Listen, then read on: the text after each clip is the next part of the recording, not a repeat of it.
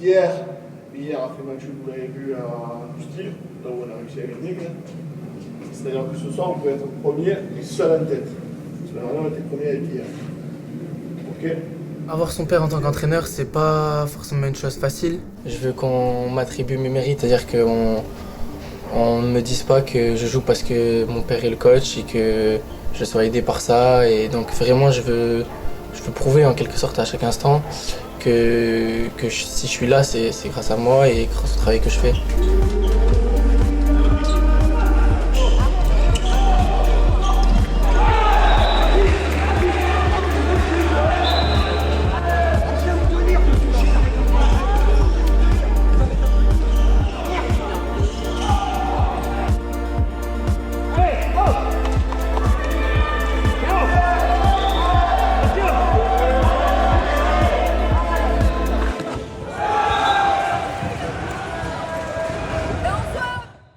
À la maison, je trouve qu'on a une bonne relation, c'est-à-dire qu'on s'entend bien, on rigole, on a le même style d'humour, on peut dire.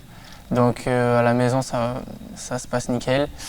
Et à l'entraînement, on va dire que c'est plus professionnel.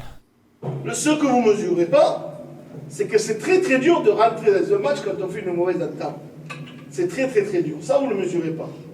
Donc il faut être capable d'oublier ce qui s'est passé pour pouvoir maintenant aller sur le terrain et gagner le match.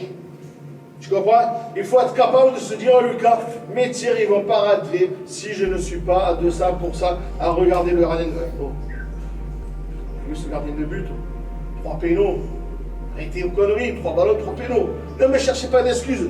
Votre approche n'était pas bonne. Je pense être assez juste. En tous les cas, j'essaie d'être impartial entre tous les joueurs et les traiter de la même façon par rapport à ce qu'on attend d'eux et par rapport à la production qu'on peut avoir sur le terrain. Vous avez la chance, il y a une deuxième mi-temps. Et si la deuxième mi-temps, vous l'attaquez comme vous venez de finir, comme vous avez fait celle-là, vous allez en prendre 10. 10. Pourquoi les arbitres ont l'impression qu'ils sifflent pour eux? Mathéo vous l'a dit. Parce qu'ils dégagent quelque chose. Ils sont mal placés, vos efforts. D'accord? Placez-les pour faire des duels, placez-les pour marquer des buts, arrachez-vous, placez-les dans les duels avec le gardien, marquez des buts. Marquez des buts. C'est moi ce gardien. Il faut qu'il ait 0 arrêt sur bonne mi-temps. Il faut qu'il ait 0 arrêt sur bonne mi-temps. Vous entendez? 0 arrêt. Tous les ballons, on les prend, on les met au fond. Tous. Tous ensemble, on se révolte. C'est clair, de suite. Dans les 10 premières, les 10 premières, les gars.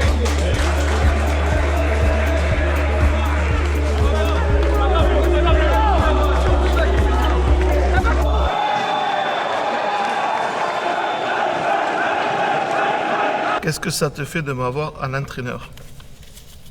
Déjà, je pense que c'est une chance de pouvoir faire ça en famille, de pouvoir vivre de sa passion en famille. Et ça peut me faire plaisir de temps en temps, mais de temps en temps un peu moins. Donc il faut réfléchir. Il faut réfléchir, on va repartir en défense. Et bien cette semaine, ce sera super la défense. Allez, et on va défendre, jusqu'à ce qu'on gagne des duels. Qu'est-ce que ça te ferait si je pars du MHB?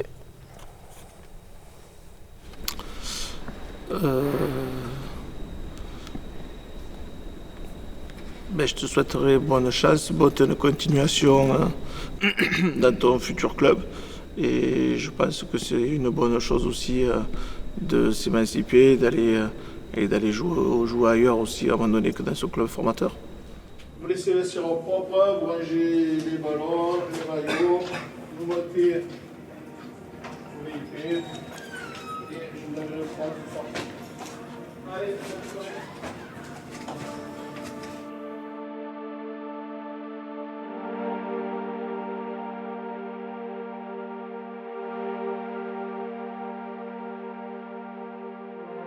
Est-ce que tu continuerais le handball si je n'étais plus dans ce domaine?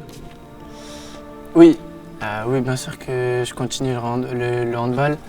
C'est vrai que c'est en partie grâce à toi que j'ai découvert ça, parce que depuis petit, je venais à tes entraînements, je venais voir tes matchs. Je me fais sur Pierros des fois, donc c'est vrai que je t'ai suivi.